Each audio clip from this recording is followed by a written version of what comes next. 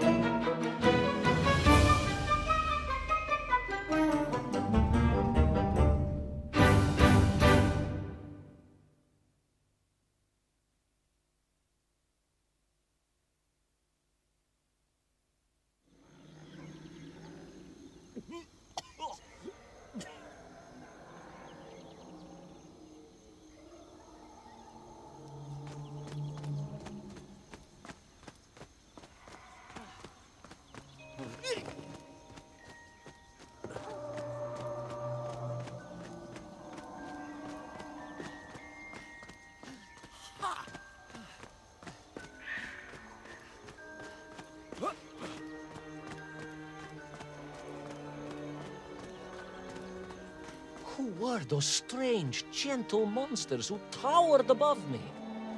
I could only guess they were the lost tribe of the Menf, an earlier race of people. But why were they so fearful of those ancient gates that lay just beyond their village? And why did they seem to recognize me? Why?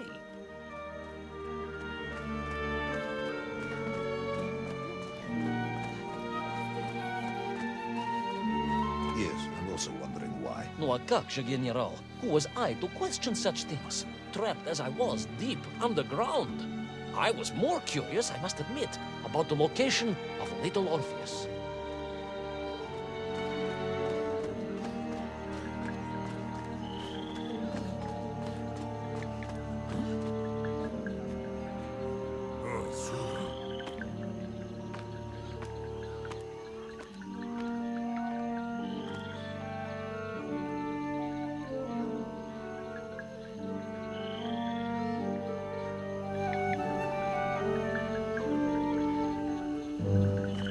You talk of a great city, a mighty power.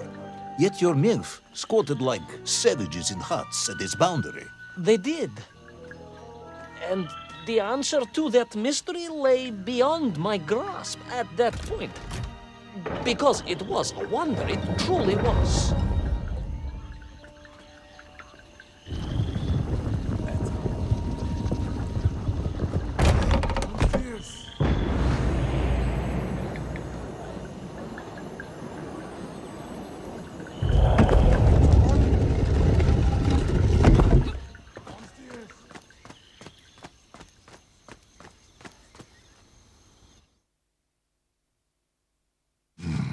The lost city of Agartha. I hope I may one day see it myself. Oh, General, if only you could. Unfortunately, as I shall explain, should you seek Agartha now, you wouldn't find it. It has been utterly destroyed.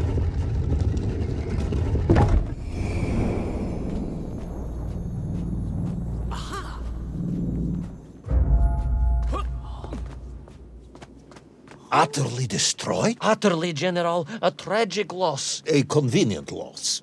I imagine archaeologists weeping as I tell you. But most importantly, before we continue, you must understand one crucial fact about its destruction. Which is? It wasn't my fault.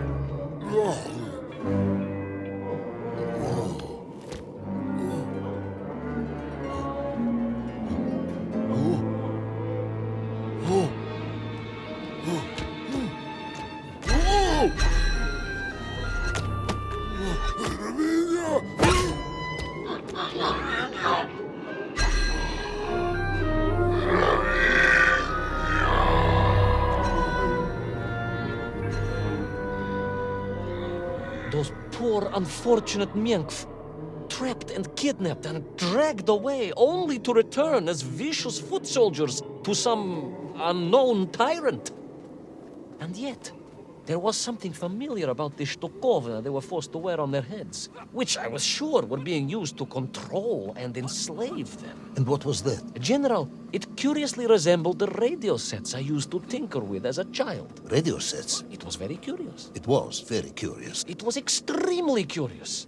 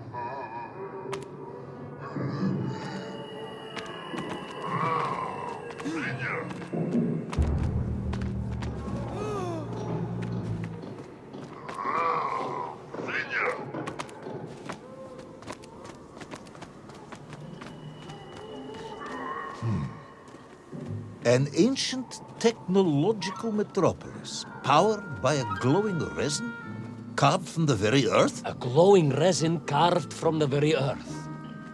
Do you see, General? I fear you are about to enlighten me.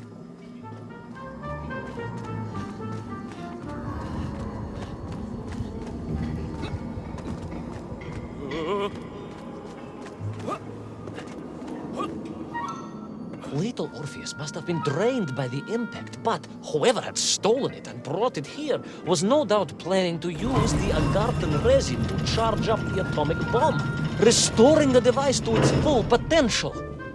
What sort of man would come up with such a monstrously reckless scheme? Perhaps the type of man who has such limited understanding of atomic energy that he thinks an ancient metropolis can be powered by shiny marbles.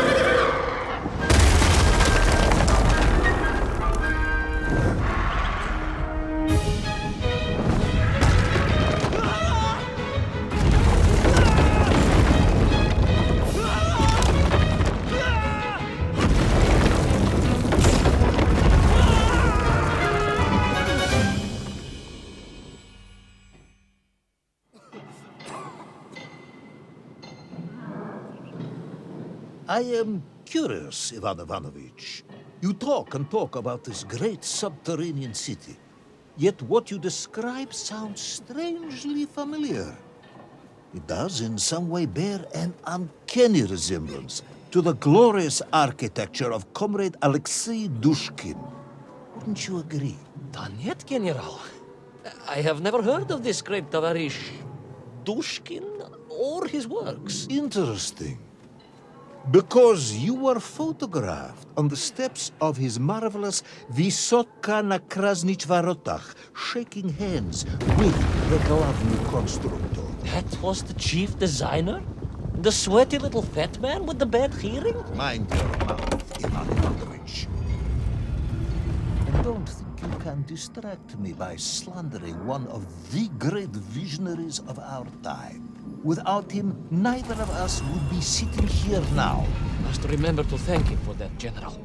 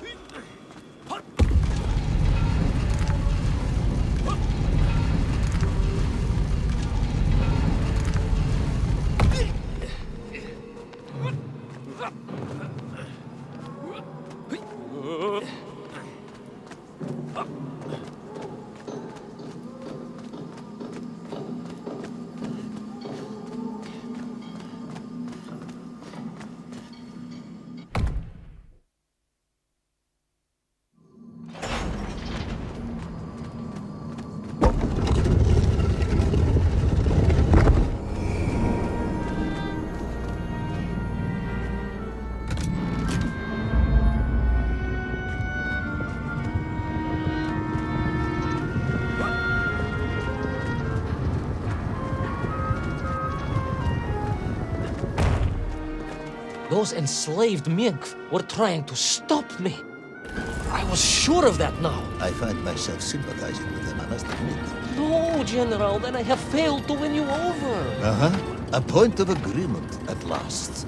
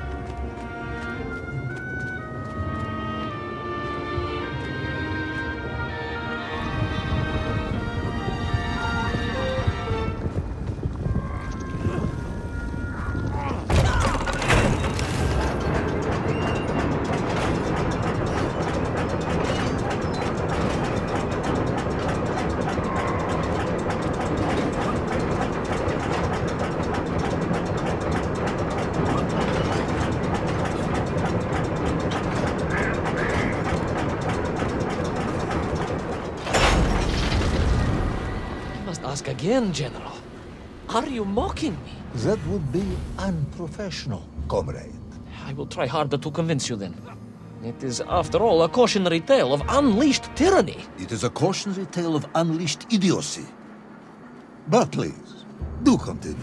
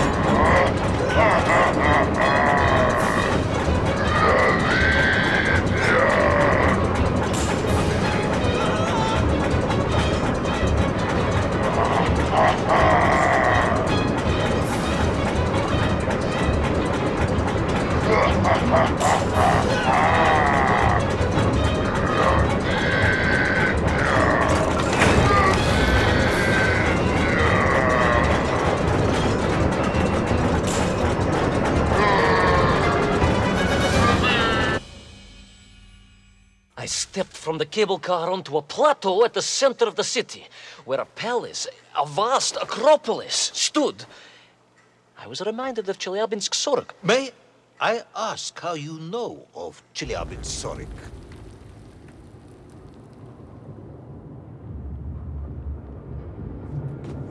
My Aunt Masha was a traveling tinker who married a beef investigator from Zlatoust.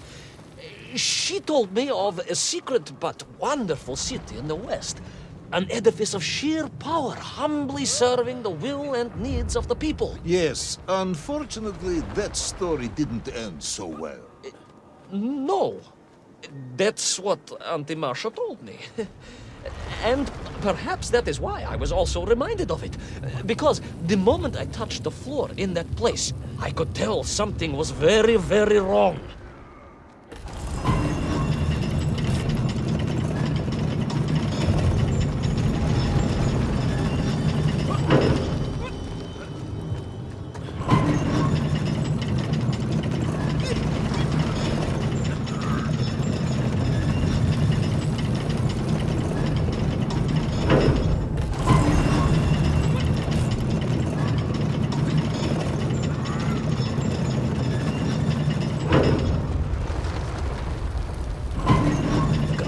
Began to shake, alarming me, and the whole city felt as if it was shuddering.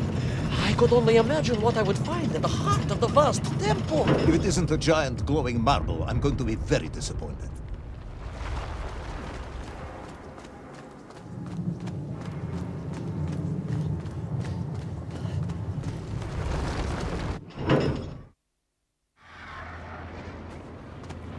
A huge resin sphere that overshadowed all of the others.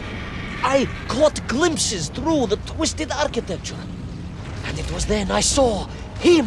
Him? The thief, the enslaver, the tyrant, sucking the power from this wondrous city as he drained the very lifeblood of the ancient civilization and drew it into the atomic embrace of Little Orpheus. With a song in my heart, I raced onwards to stop him.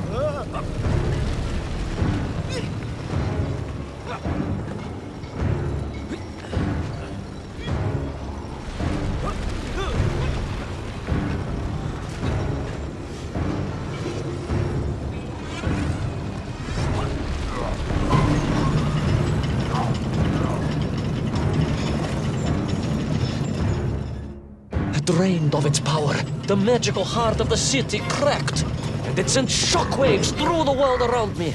A true monster, General, willing to bring down the mountain itself upon Agartha and bury it forever in his ruthless scheme. I could not save that wondrous place, General, to my shame and regret. But I resolved myself to avenge the Milk, to recapture Little Orpheus, and to bring that tyrant to justice.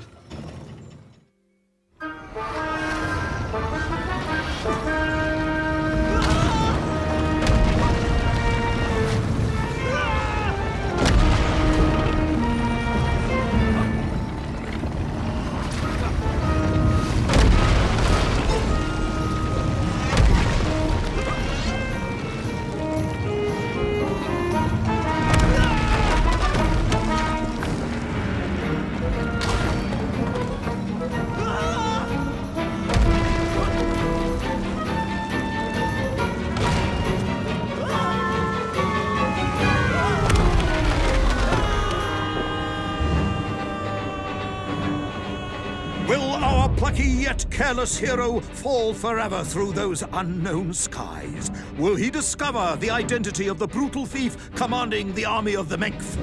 What chance does he have of ever returning to his beloved homeland? How long can the General's patience last? All of these questions and more will definitely be answered in the next exciting episode of Little Orpheus!